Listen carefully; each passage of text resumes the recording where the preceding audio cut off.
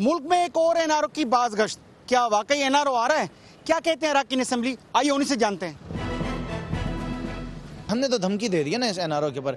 हम ये बता चुके हैं अगर किसी किस्म का एनआरओ लाया गया तो पाकिस्तान तहरीक इंसाफ सड़कों पर होगी। हम धरना देंगे, सिर्फ इस्लामाबाद नहीं, इस दफ़ा पूरे पाकिस्तान में धरना देंगे, क्योंकि देखिए अवाम के सामने इन दोनों जमातों के लीडरान का असल चेहरा जो है वो सामने नज़र आ गया है। ये एनआरओ की कौन बात कर रहा है?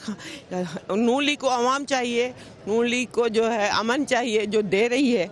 यही तो बात है ना कि सिर्फ बड़े लोगों के लिए एनआरओ क्यों है? बेचारे जो गरीब बैठे रहते हैं जेलों में, जो 1000 की 5000 की चोरी करें और सारी जिंदगी वो जेलों में सफर करें, उनके लिए भी कोई एनआरओ क्यों नहीं है? तो एनआरओ अब बहुत हो चुके, अब कोई एनआरओ नहीं होने वाला।